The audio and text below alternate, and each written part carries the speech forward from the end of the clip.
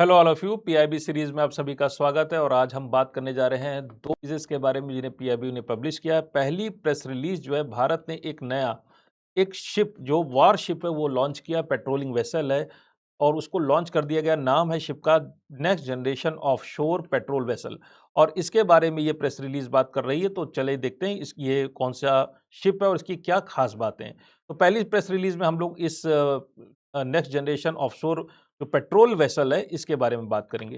जो दूसरी हमारी प्रेस रिलीज है इसमें हम भारत में एक चीज़ है कि भारत में बड़ा देश है और ये जो हमारा देश है ये जलवायु और जो वेदर है यानी मौसम के ऊपर बहुत ज़्यादा डिपेंडेंट है। साथ ही साथ हमारे देश में जो ये मौसम से संबंधित भविष्यवाणियाँ हैं वो पुराने ढर्रे पे चल रही हैं। आज भी इतना ज़माना बीत गया लेकिन आज भी कंप्यूटर के ऊपर हम बहुत ज़्यादा निर्भर हैं।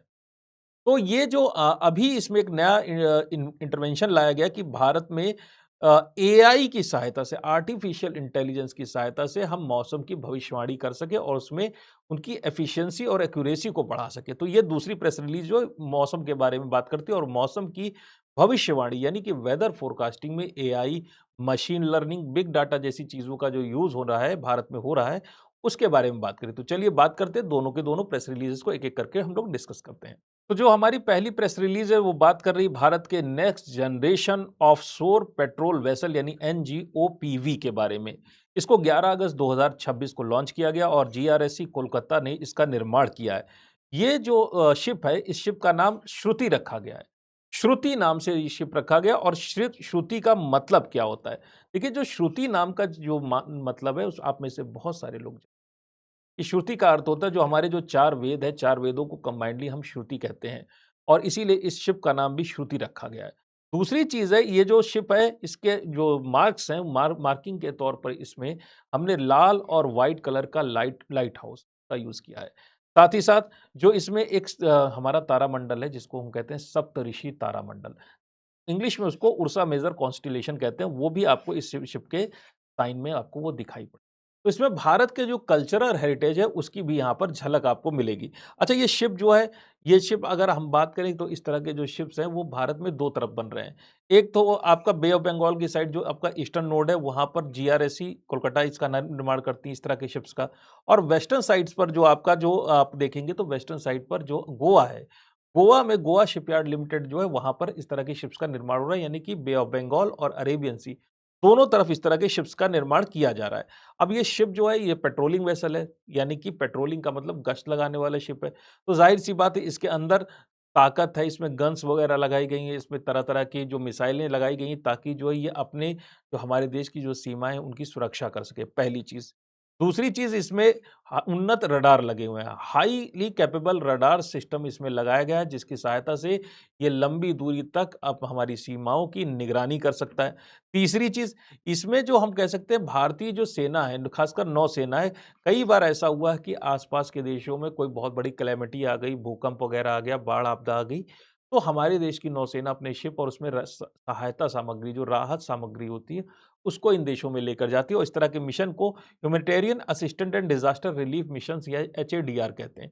तो इतने तरह से ये शिप जो है आने वाले समय में ये इस तरह के शिप्स बनकर तैयार होंगे।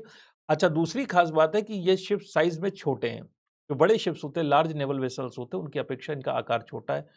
इनको बनाने में वक़्त कम लगता है और इनको बनाने में खर्च भी कम आता है। तो हमारा जो अभी की जो हमारी जो पॉलिसी कि हमारा जो दोनों कोस्ट हैं, जो चाहे ईस्टर्न कोस्ट हो, चाहे वेस्टर्न कोस्ट हो, दोनों कोस्ट में अगर इस तरह के पेट्रोलिंग वेसल्स की संख्या हम बढ़ा सकें क्योंकि ये सस्ते में बन जाते हैं, तो इनको अगर हम बढ़ा सकें इनकी संख्या को, तो ऐसी स्थिति में इंडिया की जो हमारी जो समुद्र की सीमाएँ, उनको लाँघ कर भारत के भीतर पहुँचना बहुत ज़्यादा मुश्किल हो जाएगा। तो इस तरह से हमारे देश की सीमाओं की सुरक्षा में ये जो शिप है एक बड़ा ही मील का पत्थर साबित होगा।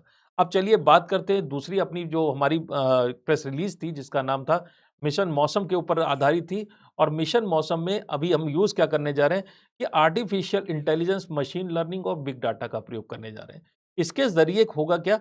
इसके ज़रिए हम वेदर की जो फ़ोरकास्टिंग है, उसको जो है काफ़ी ज़्यादा एक्यूरेट करने की कोशिश करेंगे और इसमें काफ़ी ज़्यादा भारत ने सफलता भी प्राप्त की है।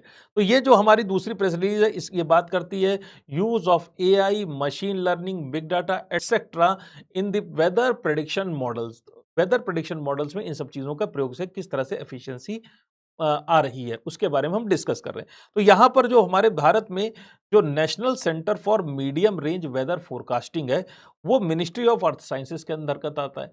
और यही जो मिनिस्ट्री ऑफ अर्थ साइंसेज़ के अंदर जो ये आ रहा है सेंटर, ये आपके आईएमडी यानी कि इंडियन मेट्रोलॉजिकल डिपार्टमेंट के तहत ये तीनों लोग मिलकर ये काम कर रहे हैं कि हमारे जो वेदर प्रेडिक्शन मॉडल्स हैं, उनको हम पहले से ज़्यादा अपग्रेड कर रहे हैं और उसमें एआई और मशीन लर्निंग का यूज़ कर रहे हैं। अगर आपको अभी अंतर स्थापित करना है कि पुराने ज़माने के मॉडल्स और नए ज़माने के मॉडल में अंतर क्या है, उससे क्या-क्या फ़ायदे होते हैं। तो चलिए इस स्लाइड को ज़रा ध्यान से देखते हैं और उसके बाद हम बात करेंगे कि कितना ज़्यादा फ़ायदा मिलने वाला है एआई और मशीन लर्निंग का प्रयोग करने से। तो देखिए ऐसा है जो कन्वेंशनल जो हमारा न्यूमेरिकल बेस्ड जो आपका वेदर फोरकास्टिंग था, वेदर प्रेडिक्शन प्रेडिक्शन था, एनडब्ल्यूपी जिसको कहते हैं, वो नॉर्मली क्या है उसमें गणितीय मॉडल डाटा का यूज़ जो किया जाता था, उस डाटा का प्रयोग जो है कंप्यूटर्स करते थे। और जो डेटा जो आपका जो है बहुत ज़्यादा है, तो ये इसका कंप्यूटेशन करना बहुत ज़्यादा स्लो था। तो इसलिए इसमें टाइम बहुत ज़्यादा लगता है। दूसरा जो है इसमें बायसेस आ जाती हैं। बायसेस का मतलब है कि आपका मॉडल गलत प्रेडिक्शन करना शुरू कर देता है। तीसरा ये जो मॉडल्स जो होते हैं ये बहुत बड़े एरिया, लार्ज एरिया के लिए ही प्रेडिक्शन कर पाते हैं, छोटे एरिया के लिए प्रेडिक्शन ये कर नहीं पाते। और पाँचवीं चीज़ है जो एक्सट्रीम इवेंट्स होते हैं, उन सारे एक्सट्रीम इवेंट्स में अगर किसी भी तरह की एनोमलीज़ आ गई, किसी भी तरह का बहुत बड़ा परिवर्तन अचानक से आ गया, तो उसके बारे में ये मॉडल्स जो है ठीक-ठीक मात्रा में बात बता नहीं पाते। तो ये सारी की सारी समस्याएँ यहाँ पर दिखाई पड़ती हैं। जो हमारा नेक्स्ट जनरेशन एआई वाला मॉडल है, इसमें चूँकि एआई का यूज़ करते हैं इसलिए स्पीड इसकी काफ़ी ज़्यादा वेलोसिटी फ़ास्ट है, बहुत तेज़ी से आती है।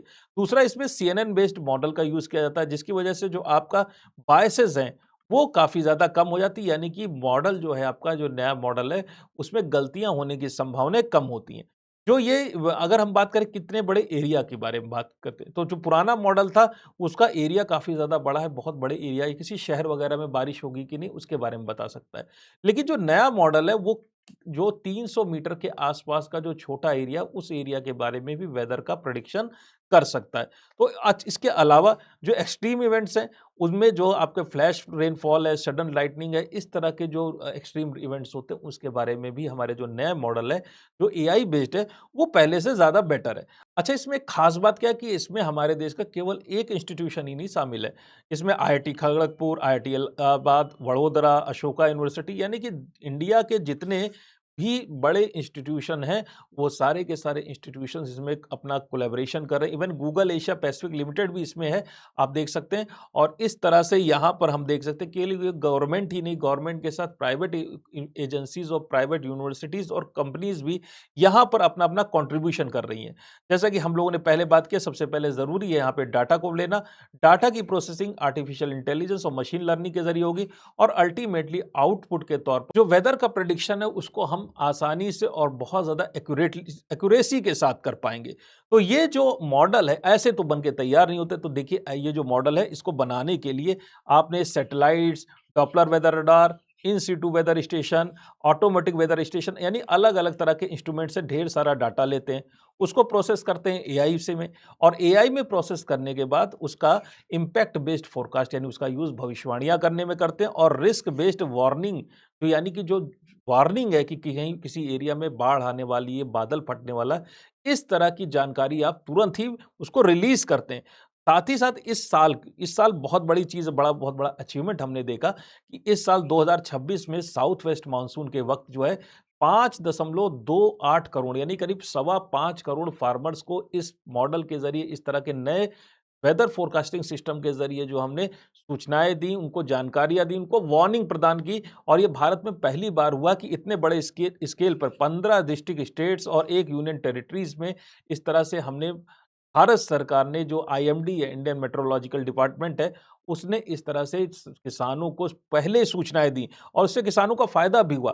तो यहाँ पे हम देखते हैं मल्टी लेयर अप्रोच यहाँ पे दिखाई पड़ती है।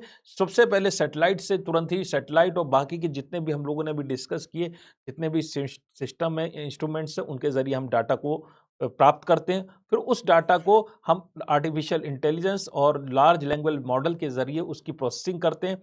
फिर अल्टीमेटली जो कई सारी चीज़ें यहाँ पर यूज़ हो रही हैं, अगर आप देखेंगे तो भाषिनी ऐप बनाई है गई है और साथ ही साथ मौसम जीपीटी ये अभी अंडर डेवलपमेंट है। जैसे चैट जीपीटी है वैसे ही मौसम जीपीटी का डेवलपमेंट गवर्नमेंट ऑफ इंडिया कर रही है और इन सब के ज़रिए जो आपका जो डेटा है, जो बहुत ही ज़्यादा कॉम्प्लेक्स है, जिसे आम आदमी समझ नहीं सकता, उस डेटा को आसान से सिंपल शब्दों में कन्वर्ट करके एक रिलायबल तरीके से एक ऐसी वार्निंग जो है रिलीज़ करने की कोशिश की जा रही है, जो जल्दी से जल्दी किसानों तक, आम एंड यूज़र तक पहुँच पाए। नंबर 1 नंबर ये पूरी तरह से एक्यूरेट हो और नंबर 4 ये प ज जरू पह ज़रूरत से समय से पहले यानी 6-7 दिन पहले ही ये वार्निंग जो है किसानों को मिल जाए। तो ऐसी स्थिति में क्या है कि हमारे देश में जो मौसम से संबंधित जो समस्याएँ हैं, उनका समाधान जो है आसानी से हो पाएगा और आने वाले समय में जो मौसम से संबंधित भविष्यवाणी है करने में अभी हमारा देश उतना आगे नहीं है, वो चीज़ करने में हम आने वाले समय में पहले से ज़्यादा